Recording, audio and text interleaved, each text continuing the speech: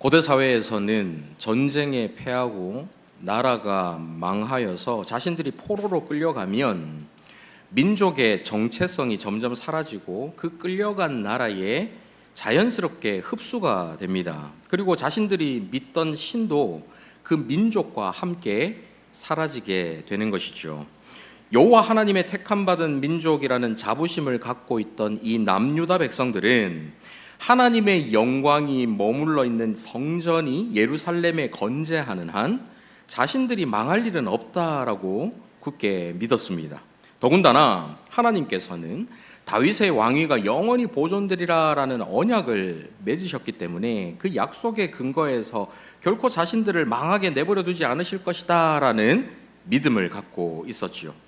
하지만 이 두 가지 믿음은 모두 공의의 하나님에 대해서 그리고 자기들 스스로의 패역한 모습에 대해서 제대로 알지 못했기 때문에 가졌던 헛된 믿음이었습니다.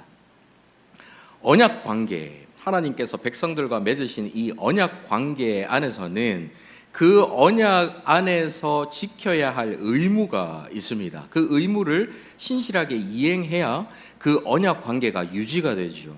하나님 입장에서는 백성들을 지키시고 보호하시고 인도하실 의무가 있고요. 백성들 입장에서는 그 하나님을 따르고 순종하고 섬겨야 하는 의무가 있는 것입니다. 언약이 맺혀져 있는데 하나님께서 이 언약을 맺으시면서 너희들이 언약에 신실하여 나를 따르고 순종하면 복을 받을 것이고 이 언약의 의무를 이행하지 않으면 벌을 받게 될 것이다 약속을 하셨죠. 그 언약 안에 있는 심판, 저주의 메시지가 같이 담겨 있는 것입니다. 하나님께서는 이스라엘 백성들을 신실하게 지키시고 보호하시고 인도해 주셨는데 이 이스라엘 백성들은 하나님을 떠나서 그분께 불순종하고 다른 우상을 섬기는 이런 죄들을 범했지요. 말하자면 언약을 그들이 깨뜨린 것입니다. 그래서 하나님께서 처음 약속을 주셨을 때 하셨던 말씀처럼 이 언약의 의무를 이행하지 않은 그들에게 하나님의 심판과 벌이 임할 수밖에 없었던 것이죠. 결국 그들은 이방 민족인 바벨론에 의해 멸망을 당하고 억지로 이방 땅에 포로로 끌려가는 비참한 신세가 되어버립니다. 그토록 믿고 의지하던 예루살렘에 굳건히 서 있던 성전들은 완전히 다 무너져 내리고 자기들의 왕은 두 눈이 뽑힌 채 비참한 신세로 포로로 그들과 함께 끌려가게 된 것입니다. 이런 상황에서 그들은 다른 민족들처럼 민족의 정체성과 여호와 하나님에 대한 믿음을 버리고 바벨론 땅에서 그 땅 거민들과 동화되어 살아갈 수도 있었습니다. 그런데 이스라엘 민족은 오랜 기간 동안 바벨론 땅에 머물고 또 다른 광범위한 지역으로 흩어졌음에도 불구하고 하나님의 택함 받은 선민이라는 민족의 정체성과 여호와 하나님에 대한 믿음을 완전히 버리지 않았습니다. 그들이 그렇게 될 수 있었던 원동력은 하나님께서 그들을 끝까지 버리지 않으시고 포로기 이전과 그 이후에 여러 선지자들을 보내셔서 이 모든 내용들을 미리 말씀해 주셨기 때문이죠. 너희들이 지금 하나님을 떠나서 이런 죄를 범했기 때문에 하나님께서 심판을 하실 거야. 다른 나라에 의해서 멸망을 당할 거야. 이런 메시지들을 선지자를 통해서 계속해서 전하셨던 것입니다. 그래서 그들은 나라가 망하기 전부터 포로로 끌려가기 전부터 이미 여러 선지자들로부터 경고를 받았지요. 문제는 그 경고를 받으면서도 그것을 곧이곧대로 믿지 않았어요. 하나님께 다시 되돌아왔다면 그 심판이 유보되거나 완전히 없었을 수도 있었는데 그들은 그 선지자들의 예언의 말을 믿지 않고 하나님께로 돌이키지 않았죠. 그래서 결국에는 그 예언대로 성취가 됩니다. 여러분, 만약 제가 이런 예언 한번 한다고 생각을 해봅시다. 내일 여러분 러시아가 우리나라에 쳐들어와서 우리나라가 큰 위기를 겪게 될 것입니다. 한국 교회가 너무 타락해서 하나님께서 러시아라는 나라를 들어 사용하셔서 우리나라의 심판을 가하실 것입니다. 막 이렇게 얘기했다고 하면 생각해 보십시오. 여러분 중 대부분은 아니 우리나라 국방력이 얼마나 강한데, 그리고 든든한 우방국 미국이 우리를 든든하게 지켜주고 있는데 아니 러시아가 미치지 않고서야 그런 일이 일어날 수 있겠는가. 온갖 첨단 장비들로 매 순간 모니터링을 하고 있는데 전쟁 징후가 조금이라도 있으면 벌써 뉴스에 나오고 난리가 났겠지. 그런데 뭐 조용한 걸 보니 이 김송 목사 정말 터무니없는 말을 하는구나, 이렇게 생각하면 아마 믿지 않으실 거예요. 그런데 제 말을 언제 믿게 될까요? 진짜 다음 날이 되었는데 정말 말도 안 되게 러시아가 우리나라에 쳐들어온 것입니다. 물론 저는 지금 예를 들어서 말씀드린 겁니다. 아무 계시도 받지 못했습니다. 그리고 러시아는 지금 바빠서 우리나라 쳐들어올 수가 없습니다. 걱정하지 마십시오. 아무튼 제가 이렇게 얘기한 대로 만약에 그대로 이루어진다면 그때부터 여러분은 제 말에 귀를 기울이고 제 말을 믿게 될 거예요. 그러면서 그때부터 저에게 와서 이 위기가 언제까지 지속되는지, 이대로 우리는 망하는 것인지 여러 질문들을 하게 될 것입니다. 그때 제가 여러분 걱정하지 마세요. 우리가 좀 고생하겠지만 하나님께서 우리를 불쌍히 여기셔서 우리와 함께 하시고 우리를 다시 회복시켜 주실 것입니다, 이렇게 예언을 했다고 생각해 봅시다.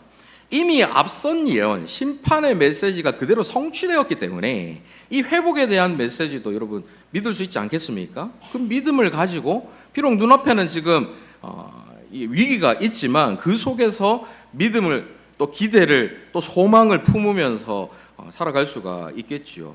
마찬가지로 이스라엘 민족이 숱한 어려움을 겪으면서도 역사 속에서 사라지지 않고 지금까지 그 민족성을 이어갈 수 있는 원동력은 살아계신 여호와 하나님께서 보내신 선지자들이 하나님의 뜻과 말씀을 전했기 때문에, 그리고 그 전한 예언의 말씀 그대로 때마다 성취되었기 때문에 그들은 포로로 붙들린 상태에서도 회복에 대한 희망을 가질 수가 있었습니다. 여전히 하나님의 택함받은 백성이라는 이 정체성을 잃지 않고 그대로 유지할 수가 있었지요. 그러니 구약 성경에 기록된 수천 년의 긴 역사 가운데 선지자들의 메시지가 담겨있는 이 선지서들의 시대적 배경이 왜 모두 이스라엘 멸망기, 곧 포로기 전후 시대인지 여러분 이해가 되시지요? 대선지서로 불리는 이사야, 예레미야, 에스겔서가 왜 모두 남유다의 멸망의 이유를 설명하고 회복의 메시지를 전하는지 여러분 아시겠지요? 이 이스라엘 백성들이 자신들의 나라가 멸망당하여서 믿음을 잃지 않도록 하기 위해서 하나님께서 수많은 선지자들로 여러 번 거듭해서 반복적으로 예언의 메시지를 주시는 거예요. 그래서 심판의 메시지를 주실 때 그 심판의 메시지 그대로 이루어지는 걸 보여주시고, 그것의 궁극적인 목적은 결국 하나님께 돌이키는 것, 그리고 그 포로기, 그 비참한 신세에 있어서도 그것으로 끝이 아니라 여호와 하나님의 힘이 이방신보다 약해서가 아니라 하나님께서 결국에는 때가 되면 회복을 일으키신다라는 메시지를 통해서 그들에게 희망을 주시기 위해, 믿음을 잃지 않도록 만들어 주시기 위해서 그렇게 하나님께서 하신 것입니다. 이렇게 선지서는 나라를 잃고 포로로 끌려가 비참하게 살아가던 이스라엘 민족들에게 회복에 대한 희망과 기대를 갖게 만들어 주었습니다.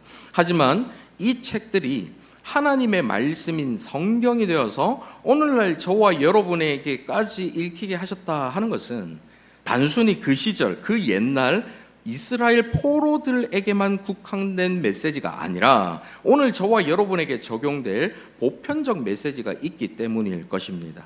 오늘은 이 에스겔서에 담겨있는 심판과 회복의 메시지를 살펴보면서 그 메시지가 오늘 저와 여러분에게 어떻게 적용되는지 생각하고 은혜를 함께 나누고자 합니다. 우리가 이미 살펴본 이 예레미야 선지자와 또 오늘 살펴볼 에스겔 선지자는 둘 다 모두 남유다가 멸망한 기원전 586년을 전후해서 동시대에 비슷한 시기에 활동을 했습니다. 그런데 이 두 선지자 사이에는 몇 가지 차이점이 있습니다. 먼저 예레미야는 유다가 멸망하기 전에 유다 땅에 있는 예루살렘에서 주로 활동을 했습니다.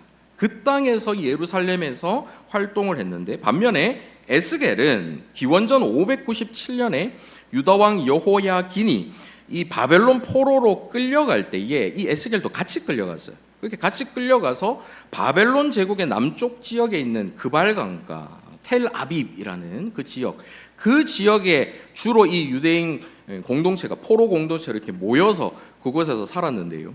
그 포로 공동체 안에서 살면서 활동을 했던 선지자입니다. 예레미야는 예루살렘에서 활동을 했고 에스겔은 바벨론에서 활동을 했던 선지자죠. 그러니까 하나님의 예언의 말씀을 전하는 대상도 당연히 다를 수밖에 없겠죠.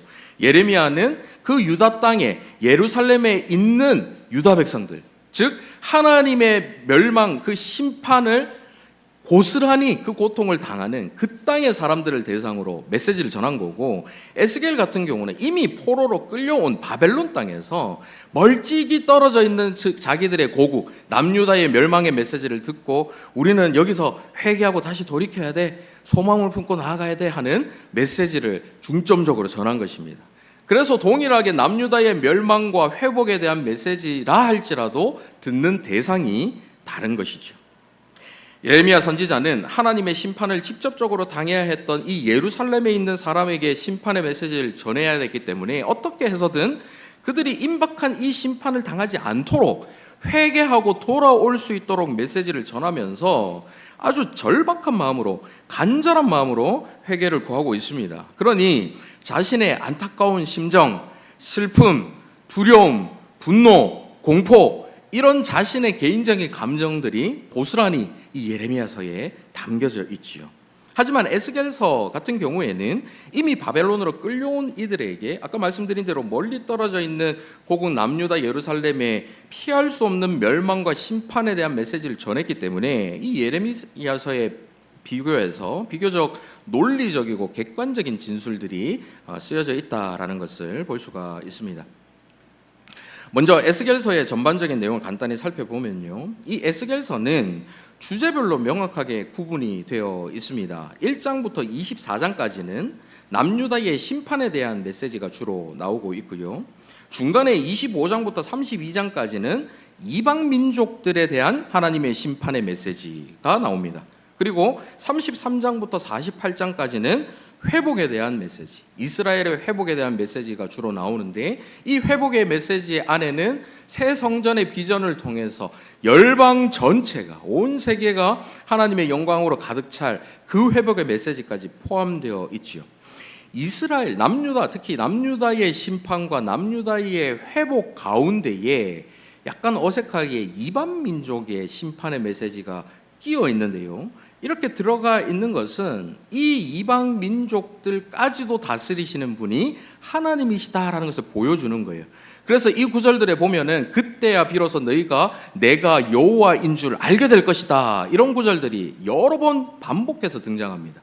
이방 모든 민족들이 이 세계를 다스리는 분이 하나님이심을 깨닫게 되고 그것을 보여주시는 것이죠. 그런데 이게 왜 심판과 회복의 메시지 중간에 들어가 있을까요? 이방 민족들이 멸망을 당하고 심판을 받는 이유는 그들이 하나님께 택함 받은 백성이 이 유다 백성들을 괴롭히고 돕지 않고 묵인하고 그들에게 악영향을 끼쳤기 때문입니다. 그러면 유다 백성 입장에서는 자신들을 괴롭히던 이방 민족을 하나님께서 벌하시는 장면을 보면서 또 그 메시지를 들으면서 하나님께서 곧 우리에게 회복을 주시겠구나, 우리 입장에서 저들을 벌하시는 걸 보니 그래도 우리를 버리지 않고 우리에게 회복을 주시겠구나 하는 기대를 가질 수 있게 되는 그런 구조인 것입니다. 에스겔이 하나님께로부터 소명을 받는 1장 1절부터 3장 15절까지는 그의 특별한 체험이 소개가 되고 있습니다. 먼저 1장 1절에서 3절 한번 보십시오. 화면을 보시면서 같이 한번 읽어보시겠습니다. 시작. 30째 해 넷째 달 초닷새에 내가 그발 강가 사로잡힌 자 중에 있을 때에 하늘이 열리며 하나님의 모습이 내게 보이니 여호와긴 왕이 사로잡힌 지 5년 그달 초닷새라. 갈대아 땅 그발 강가에서 여호와의 말씀이 부시의 아들 제사장 나 에스겔에게 특별히 임하고 여호와의 권능이 내 위에 있으니라. 에스겔은 자신이 부시의 아들이자 제사장이다, 이렇게 소개를 하고 있습니다. 제사장직에 취임할 수 있는 나이가 30살입니다. 그가 1절에서 30째 해라고 밝힌 것은 그가 제사장직에 취임할 수 있는 30살이 되던 해라고 일반적으로 보고 있습니다. 에스겔의 메시지 중에 많은 부분이 이 성전과 또 제사장 업무에 관한 내용들이 많이 포함되어 있는데요. 그 이유도 그가 제사장이었기 때문으로 볼 수가 있죠. 남유다 왕 여호야긴 1만 명에 달하는 지식인과 또 지도층 인물들과 함께 바벨론으로 끌려가는데, 그때 에스겔도 함께 포로로 끌려갔다라는 말씀 드렸습니다. 그렇게 바벨론으로 끌려간 후에 5년이 지났어요. 5년이 지난 후에 에스겔은 너무나도 놀라운 환상을 보게 됩니다. 1장 26절에서 28절 한번 보십시오. 그 머리 위에 있는 궁창 위에 보좌의 형상이 있는데 그 모양이 남보석 같고 그 보좌의 형상 위에 한 형상이 있어 사람의 모양 같더라. 내가 보니 그 허리 위의 모양은 단쇠 같아서 그 속과 주위가 불 같고, 내가 보니 그 허리 아래의 모양도 불 같아서 사방으로 광채가 나며 그 사방 광채의 모양은 비 오는 날 구름에 있는 무지개 같으니 이는 여호와의 영광의 형상의 모양이라. 내가 보고 엎드려 말씀하시는 이의 음성을 들으니라. 그는 내 생물의 수종을 받으며 보좌 위에 계신 하나님의 찬란한 영광을 보게 됩니다. 그리고 그 압도적인 영광 앞에 엎드려서 하나님의 음성을 들은 것이죠. 하나님의 찬란한 영광, 그 하나님의 거대하고 위대한 그 압도적인 영광 앞에 서면 피조물들은 누구나 그 앞에 꼬꾸라질 수밖에 없습니다. 엎드릴 수밖에 없는 거죠. 에스겔서는 처음 소명을 받는 기사에서부터 이 하나님의 영광이 나오는데, 이 하나님의 영광이 핵심이 되어서 에스겔서 전체를 이끌어가는 것을 볼 수가 있습니다. 지금부터 제가 말씀드리는 이 내용들을 들어보시면 자연스럽게 알게 되실 것입니다. 그렇게 소명을 받고 에스겔은 유다 백성들이 심판을 받아서 멸망당하게 되는 이유에 대해서 설명을 하고 있는데요. 가장 큰 이유는 그들이 하나님을 떠나서 우상을 숭배하고 심지어 하나님의 영광이 머물러야 할 이 성전까지 그 우상으로 더럽힌 것입니다. 에스겔 8장을 한번 보십시오. 3절 이하입니다. 그가 송 같은 것을 펴서 내 머리털 한 모숨을 잡으며 주의 영이 나를 들어 천지 사이로 올리시고 하나님의 환상 가운데에 나를 이끌어 예루살렘으로 가서, 지금 에스겔이 원래 어디 있었죠? 바벨론에 있었죠. 바벨론에 있었는데 하나님께서 환상 가운데 그를 예루살렘으로 옮기십니다. 안뜰로 들어가는 북향한 문에 이르시니 거기에는 질투의 우상, 곧 질투를 일어나게 하는 우상의 자리가 있는 곳이라. 예루살렘에 있는 성전으로 지금 이동을 했어요. 거기서 성전을 보는데 거기에 질투의 우상이 있다는 거예요. 이스라엘 하나님의 영광이 거기에 있는데 내가 들에서 본 모습과 같더라. 이 바벨론에 있던 에스겔이 환상 가운데 예루살렘 성전을 갔는데 거기에도 하나님의 영광이 머물러 있는 것을 보게 됩니다. 이어서 5절 보십시오. 그가 내게 이르시되 인자야, 이제 너는 눈을 들어 북쪽을 바라보라 하시기로 내가 눈을 들어 북쪽을 바라보니 제단문 어기 북쪽에 그 질투의 우상이 있더라. 성전 북쪽에 질투의 우상이 있습니다. 학자들은 이 질투의 우상을 가나안 땅의 풍요의 여신 아세라를 가리킨다라고 주장을 합니다. 열왕기하 21장 7절에 보면 남유다의 대표적인 악한 왕 이 므낫세 왕이 아세라 목상을 하나님의 성전 안에 세웠다, 성전에 세웠다라는 이야기가 나오지요. 이 우상들은 이후 요시아의 종교개혁으로 파괴됐지만 요시아가 죽고 그 이후에 유다 백성들은 또다시 아세라 우상을 섬겼을 것입니다. 이들이 아세라를 이렇게 섬긴 이유가 무엇입니까? 그들에게 풍요를 가져다 줄 신으로 여겼기 때문이죠. 뭐 이건 하라, 이건 하지 마라, 막 깐깐해 보이는, 엄해 보이는 여호와 하나님 말고 그들에게 복 주고 잘 살게 만들어주고 쾌락을 안겨다 주고 하는 아세라가 그들에게 더 매력적인 거예요. 그 아세라 신, 그 우상을 성전 안에 두었다라는 것입니다. 에스겔의 환상은 계속됩니다. 두 번째 죄악은 에스겔 8장 10절 이하가 나오는데요. 내가 들어가 보니 각양 곤충과 가증한 짐승과 이스라엘 족속의 모든 우상을 그 사방 벽에 그렸고, 각양 곤충, 가증한 짐승의 그림들이 벽에 그려져 있어요. 여러분 이집트의 그 묘실, 무덤 안에 보면은 그 안에 막 짐승 머리를 한, 이렇게 사람 몸은 사람이고 짐승 머리를 한 여러 우상신들 그림으로 그려져 있지 않습니까? 지금 에스겔이 보고 있는 이 각양곤충과 가증한 짐승이 그려져 있는 벽, 이것이 이집트의 우상 숭배를 떠올리게 만드는 것이죠. 11절, 이스라엘 족속의 장로 중 70명이 그 앞에 섰으며 사반의 아들 야하사냐도 그 가운데 섰고 각기 손에 향로를 들었는데 향연이 구름같이 오르더라. 장로 70명, 처음 시내산 언약을 받을 때에 그 광야에서 하나님께서 백성들 사이에 70명의 장로를 세우게 하시죠. 그 70명의 장로들, 백성들을 대표하는 70명 장로, 그들을 떠올리게 하는데 그 70명의 장로들이 지금 각종 가증한 짐승이 그려져 있는 벽을 보면서 그것을 예배하고 있는 거예요. 12절, 또 내게 이르시되 인자야, 이스라엘 족속의 장로들이 각각 그 우상에 방한 어두운 가운데서 행하는 것을 내가 보았느냐. 그들이 이르기를 여호와께서 우리를 보지 아니하시며 여호와께서 이 땅을 버리셨다 하느니라. 장로들이 백성들 앞에서는 하나님을 섬기는 것처럼 하면서 어두운 가운데서 남몰래 우상을 섬기고 있는 것입니다. 자기들의 마음속에는 우상을 향해 있는 거예요. 그런 가증한 일을 하나님께서 보시는 것입니다. 야아사냐라는 이 이름이 여기 나오는데, 야아사냐라는 이 이름의 뜻은 여호와 하나님께서 들으신다라는 뜻인데요. 여호와 하나님께서 들으신다라는 이름을 가진 자가 하나님께서 우리를 돌보지 않으시고 우리 기도를 더 이상 들으시지 않으시고 우리를 떠나셨다, 이렇게 지금 외치고 있는 아이러니한 상황이 벌어지고 있는 것입니다.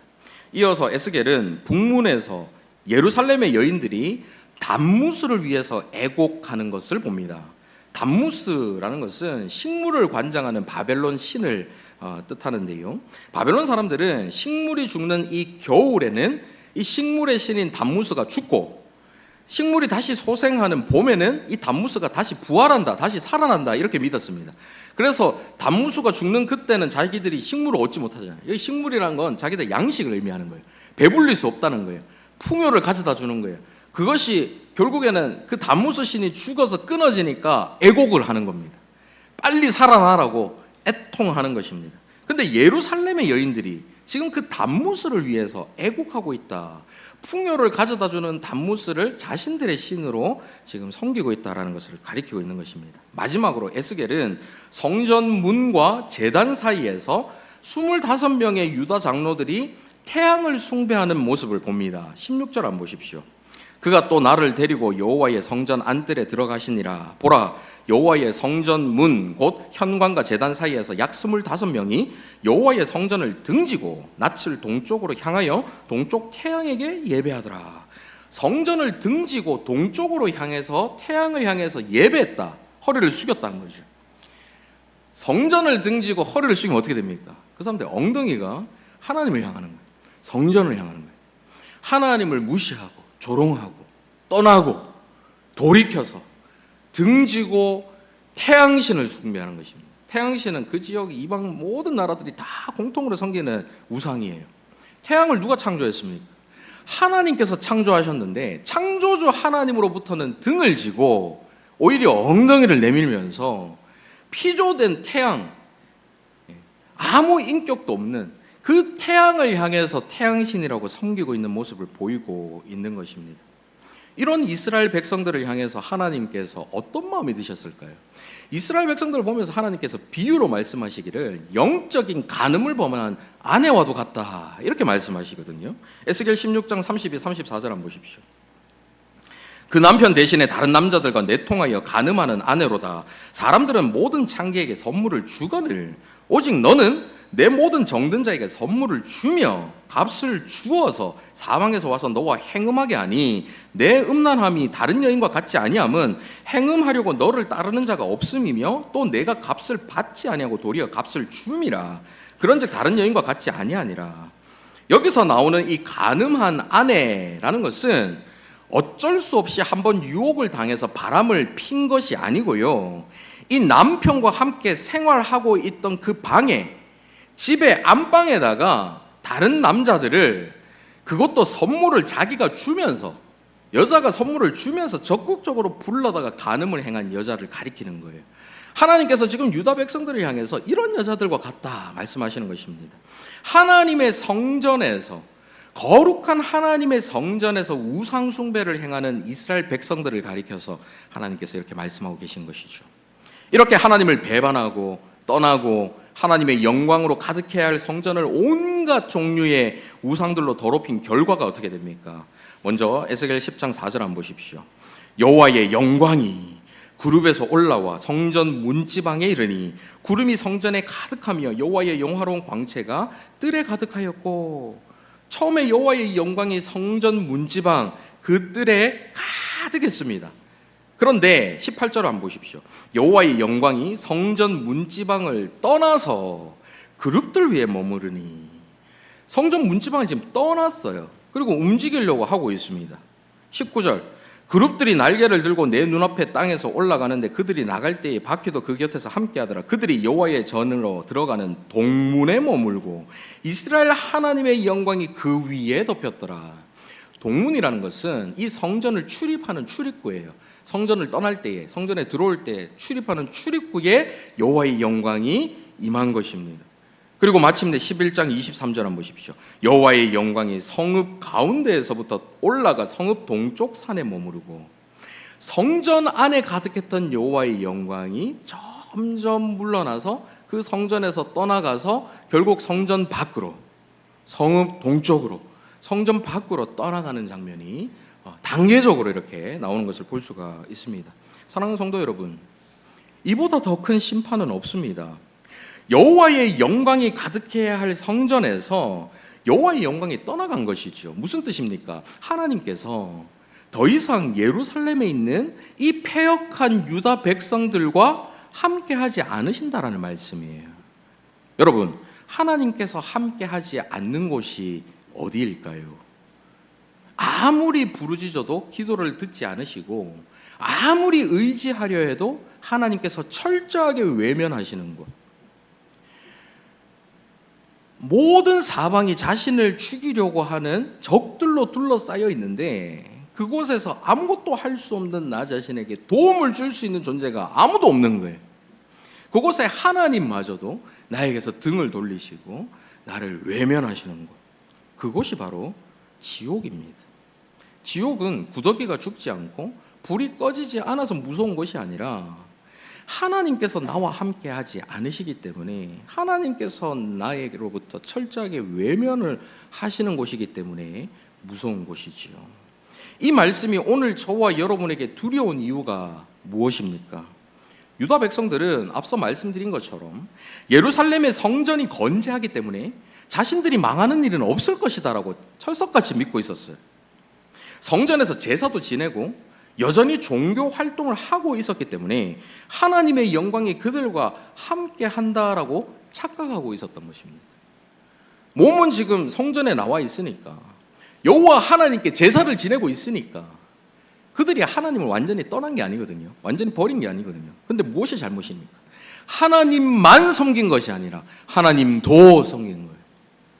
여러 각종 우상들, 이집트의 우상, 바벨론의 우상, 가나안의 우상, 갖가지 우상들을 다 섬기고 의지하면서 그 우상들 중에 하나로 하나님을 섬긴 것입니다. 이게 간음이죠. 영적인 행음이죠. 지난주에 제가 자세하게 설명드렸죠. 그런 영적인 행음을 하는 유다 백성들, 그들은 자신들이 여전히 하나님께 예배한다고 생각하며 하나님의 영광이 자신들과 함께 한다고 착각을 했습니다. 오늘 저와 여러분 역시 주일에 이곳 예배 자리에 앉아 계시니까 하나님의 영광 가운데 거한다라고 생각하실 수 있습니다. 하지만 예배를 드린다고 하면서도 우리의 중심이 하나님을 향하지 않고 우리를 풍요롭게 만들어줄 물질에, 곧 풍요의 신 아세라에 향하고 있는 것은 아닌가. 세상적 가치관, 세상에서 이야기하는 여러 가지 유행들, 처세술들, 어떤 지혜들, 곧 이집트의 벽화 속에 그려진 짐승들에게 마음을 빼앗기고 있는 것 아닌가. 그 당시 이집트의 이 짐승 우상은 가장 세련된 신이거든요. 이집트 초강대국에 사람들이 다 우러러보는 그런 우상신이거든요. 그런 세상적 가치관에 우리의 마음을 빼앗기고 있는 거 아닌가. 나에게 직접적이고 눈에 보이는 이득을 안겨줄 것 같은 어떤 대상, 눈에 보이는 태양을 향해서 섬기는 성전을 등지고 태양신을 향해서 예배하고 있는 것은 아닌가? 그 더럽혀진 성전에서는 하나님의 영광이 머물지 못하고 떠나시는 거예요. 우리는 예배 가운데 하나님의 영광이 이곳 가운데 가득하다고 믿을 수 있지만 우리의 마음의 중심이 하나님을 향하지 않고 허튼 것에, 헛된 것에 향하고 있다면 지금 여러분이 이 자리에 앉아 계셔도 여호와 하나님의 영광이 이곳에 머물 수가 없는 것입니다. 이게 두려운 거예요. 우상 숭배라고 해서 꼭 어떤 형상을 만들고 그 앞에 절하는 것만을 의미하는 것이 아닙니다. 골로새서 3장 5절에 보면 탐심이 곧 우상 숭배다 이런 말씀이 나와요. 신약 곳곳에 탐심, 탐하는 마음이 우상 숭배다라는 말씀이 여러 번 반복해서 나옵니다. 인류 최초의 제약도 눈이 밝아져서 하나님처럼 되고 싶은 탐심, 그 탐심이 죄를 만들었지요. 그래서 팀 켈러는 힘과 영향력을 가져야 삶이 의미 있다고 여기고 성공하고 승리해야 자신이 가치 있다고 여기는 것이 우상숭배다라고 말합니다. 힘과 영향력을 가지는 것은 좋은 거잖아요. 근데 그 힘과 영향력을 내가 가져야만 내 삶이 의미 있고 가치 있는 것이라고 여기는 자체가 우상숭배라는 거예요. 지나치게 추구한다는 겁니다. 그는 또 이렇게 이야기합니다. 다른 사람의 인정과 지지와 사랑을 받아야 자신의 삶이 가치 있다라고 여기는 것도 우상숭배다라고 말합니다. 내가 열심히 일해서 남들의 인정을 받고 열심히 막 다른 사람들하고 관계를 잘 맺고 잘 보여서 지지를 받고 이런 것이 나의 삶을 규정한다, 나에게 가치를 부여한다라고 생각하는 그것 자체가 우상숭배라는 거예요. 그런데 우리가 일반적으로 이런 생각들을 많이 가지고 있지 않습니까? 남들에게 잘 보이려고, 인정받으려고, 그런 욕구로. 여러분 직장에서 열심히 일하시는 목적이 무엇입니까? 물론 돈을 더 많이 벌기 위해서도 있지만 누군가에게 인정받는 거 이런 것도 여러분 마음속에 있지 않습니까? 우상숭배라는 거예요. 편안하고 스트레스 없는 삶을 지나치게 추구하는 거 우상숭배랍니다. 누가 편안하게 쉬는 사람 있습니까? 다 편하게 지내고 싶죠. 스트레스 없는 삶을 살고 싶죠. 그런데 현실적으로 불가능한, 스트레스 없는 인생 없잖아요, 사실은. 편안하기만 한 인생이 거의 불가능하잖아요. 그런데 그런 것들을 지나치게 추구해서 그게 없으면 내 인생이 마치 실패한 것 같고 가치 없는 인생처럼 여기는 것이 우상숭배다라고 이야기하고 있는 거예요. 그러면서 우리 삶의 여러 가지 부분들, 우리의 삶이 통제되고 내가 이 삶을 통제할 수 있다라고 여기는 것, 그것조차도, 그래야 통제된 인생이 돼야 내 삶이 의미가 있고 가치가 있다고 여기는 이 자체도 우상숭배라고 하는 것입니다. 지금 언급한 이 힘과 영향력, 인정과 지지와 사랑, 이런 것들 모두 긍정적인 부분인데 이런 것들이 있어야 자기의 삶이 의미가 있고 가치가 있다고 여기는 사람은 그것들이 곧 우상이 된다라는 거예요. 왜냐하면 우리 삶이 의미가 있고 우리 삶이 가치가 있는 것은 하나님께서 우리에게 의미를 부여해 주시고 하나님께서 가치를 부여해 주시기 때문에 가능한 것입니다. 그렇기 때문에 하나님께로부터만 의미와 가치를 부여받을 수 있는데 하나님 외에 다른 대상에서 의미와 가치를 추구하고 있는, 이게 곧 우상숭배라는 거예요. 그러면 여러분 어떻습니까?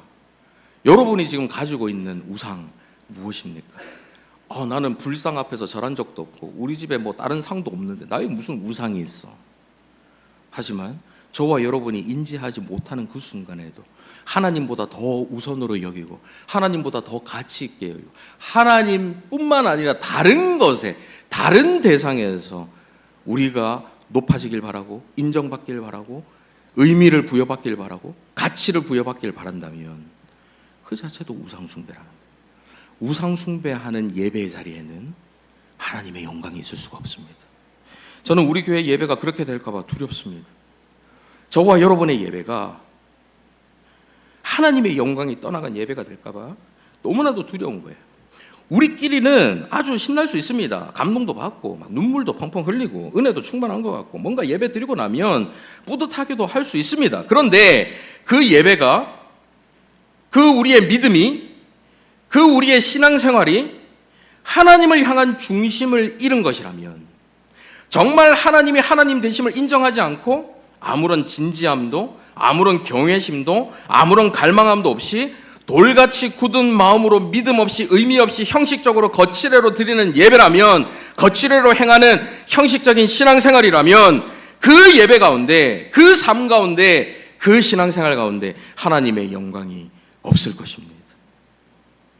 우리가 예배를 드리는 목적이 하나님의 영광이 아니라 나의 체면, 나의 영향력, 나의 만족, 나의 기쁨, 나의 위로, 나의 성취감, 누군가로부터의 인정, 나 이렇게 노래 잘해, 나 이렇게 잘 섬겨, 나 이렇게 올바로 살아가는 사람이야, 누군가로부터 받는 인정이 예배의 목적이라면, 누군가와의 관계가 틀어지지 않는 화목, 그런 것들이 목적이 되어서 드리는 예배라면 그 예배 가운데 하나님의 영광이 없는 거예요.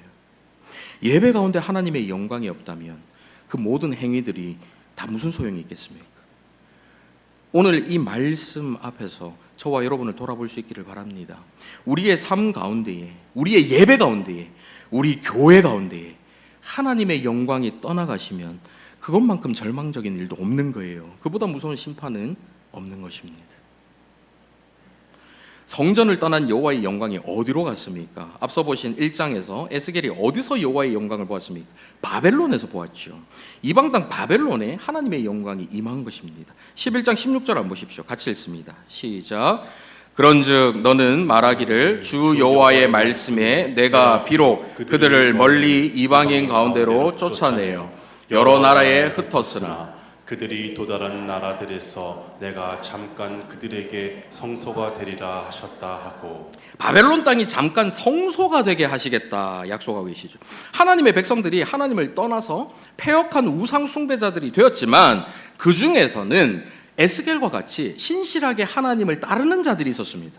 비록 악인들 때문에 악인들과 함께 고통받지만 그 신실한 하나님의 백성들을 따라서 하나님께서 이방 땅인 바벨론까지 따라가신 거예요. 이방의 그 가증한 땅에 하나님의 거룩하심이 따라가서 그 영광이 그곳에 머문 것입니다. 하나님 입장에서 얼마나 큰 수치입니까? 수모입니까? 그런데 하나님의 백성들을 변함없이 사랑하셔서 그들을 따라 그곳까지 가신 것이죠. 그리고는 그들에게 회복을 말씀하고 계십니다. 그런데 그 회복이 어떻게 이루어지는지 한번 보십시오. 에스겔 34장 23, 24절 같이 한번 읽어보실까요? 시작. 내가 한 목자를 그들 위해 세워 먹이게 하리니 그는 내 종 다윗이라. 그가 그들을 먹이고 그들의 목자가 될지라. 나 여호와는 그들의 하나님이 되고 내 종 다윗은 그들 중에 왕이 되리라. 나 여호와의 말이니라. 한 목자가 세워지는데 그가 다윗이다 말씀하시죠. 이미 오래전에 죽은 진짜 다윗을 의미하는 것이 아니라 다윗의 후손으로 오실 메시아를 가리키는 것입니다. 그리고 그 목자를 통해서 나 여호와는 그들의 하나님이 될 것이다. 관계 회복을 말하는 거예요.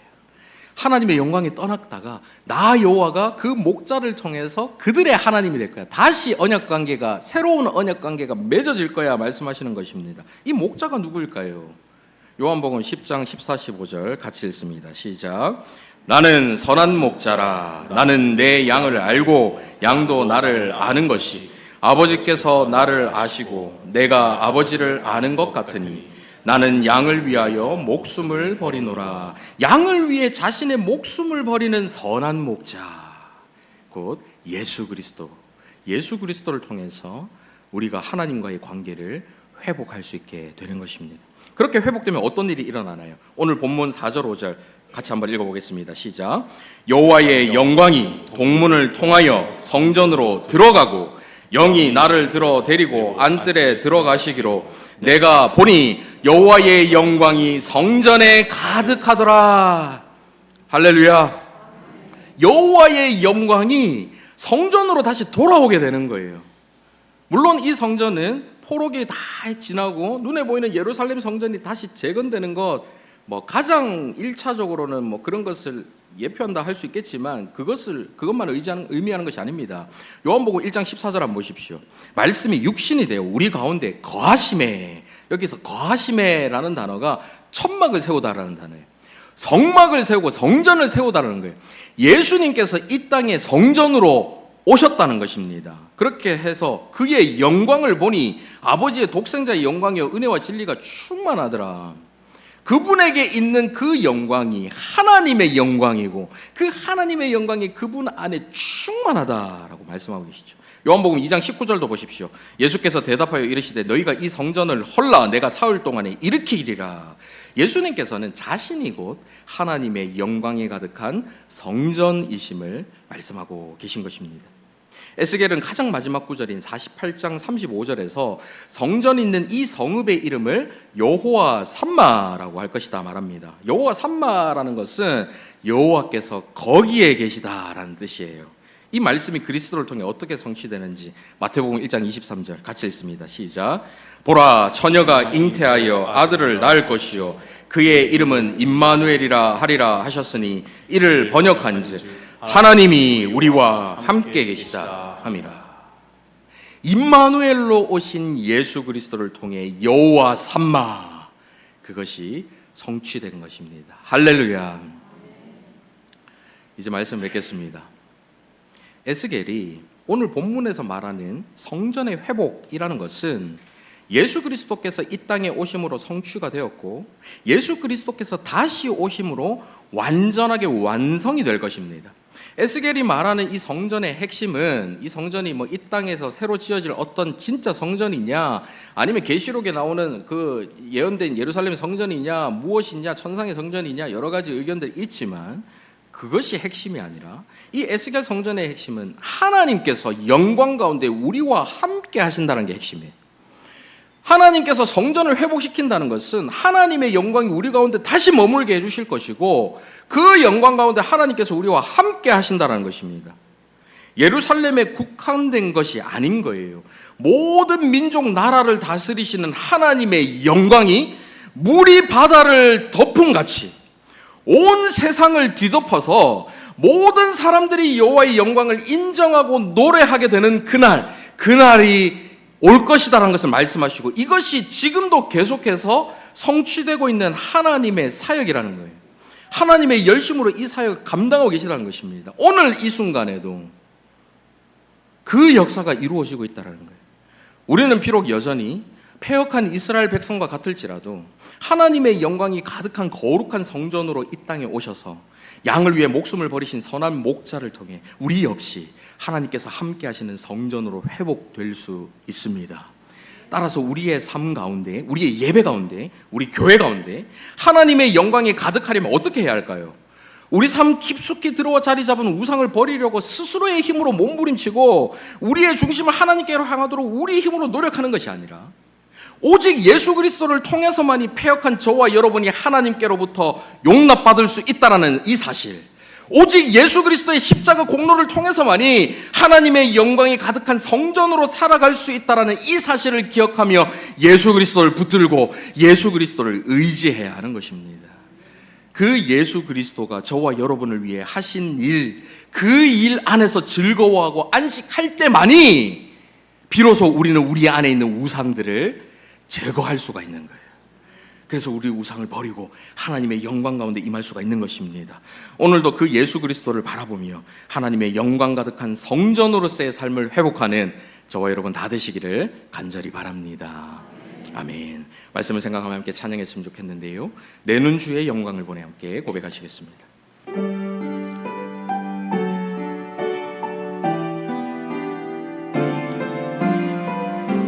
예수 그리스도를 붙들고 의지하며 믿음으로 고백합시다.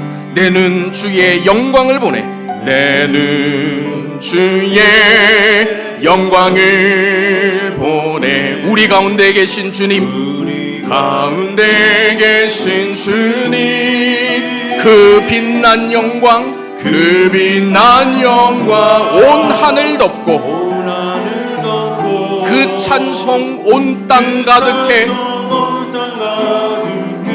내는 주의 영광을 보내, 주의 영광을 찬송 가운데 서신 주님, 주님의 얼굴은 온 세상 향하네. 권능의 팔을 드셨네. 우리를 구원하신 예수 그리스도 의지하며 믿음으로 고백합니다. 주의 영광 이곳에 가득해. 우린 선의 주님과 함께 찬양하며 우리는 전진하리. 모든 열방 주 볼 때까지 하늘아버지 우릴 새롭게 하사, 하늘아버지 우릴 새롭게 하사 열방 중에서 주님만을 주를 섬기게 하소서. 모든 나라 일어나 찬송 부르며 영광의 주님을 보게 하소서. 보게 하소서. 주의 영광, 주의 영광 이곳에 가득해. 우린 선의 주님과 함께 찬양하며 우리는 전진하리. 모든 열방 주 볼 때까지, 모든 열방 주 볼 때까지 보리라. 그날에 보리라. 그날에 주의 영광 가득한 세상, 에스겔이 바라본 그 성전, 그 성전을 바라보십시오. 우리는 듣게 되리 온 세상 가득한 승리의 함성,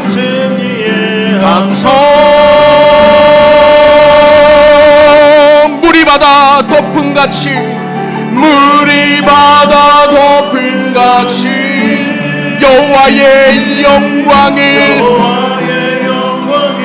인정하는 것이 온 세상 가득하리라.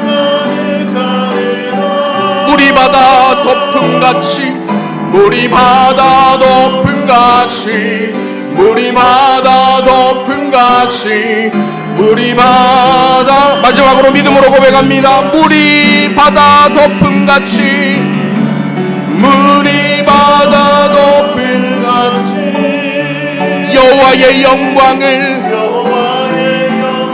온 세대 온 민족이 인정하는 것이 온 세상 가득하리라. 물이 바다 덮음같이, 물이 온 바다를 덮고 있는 것처럼 물이 바다 덮음같이. 할렐루야. 이 시간 말씀을 생각하며 함께 기도했으면 좋겠는데요, 하나님의 영광이 떠난 인생, 하나님의 영광이 떠난 예배, 하나님의 영광이 떠난 교회는 비참하고 공허할 수밖에 없습니다. 하나님의 영광이 거하신다는 것은 곧 하나님의 임재를 가리키는 거예요. 하나님께서 여호와 삼마 임마누엘, 거기 우리와 함께 하신다는 뜻입니다. 그런데 그 하나님의 영광이 우리 가운데 없다면 그것보다 비참한 인생은 없는 거예요. 이 시간 함께 기도하실 때 하나님의 영광보다 더 소중하게 지키려는 우리 안에 수많은 우상들을 모두 버리고 오직 하나님만을 바라볼 수 있도록 인도하여 주시옵소서. 그 일이 가능하게 하신 예수 그리스도를 의지하여 하나님의 영광이 충만하게 임하는 성전으로서의 삶을 살아가는 저희 모두가 되게 하여 주시옵소서. 말씀을 생각하며 함께 기도하며 나가도록 하겠습니다. 자비로우신 아버지 하나님, 살아계신 아버지 하나님, 거룩하신 아버지 하나님, 하나님의 찬란한 영광이 우리의 삶 가운데 임하기를 소원합니다. 우리의 인생 가운데, 우리의 예배 가운데, 우리 교회 가운데 함께하기를 소원합니다.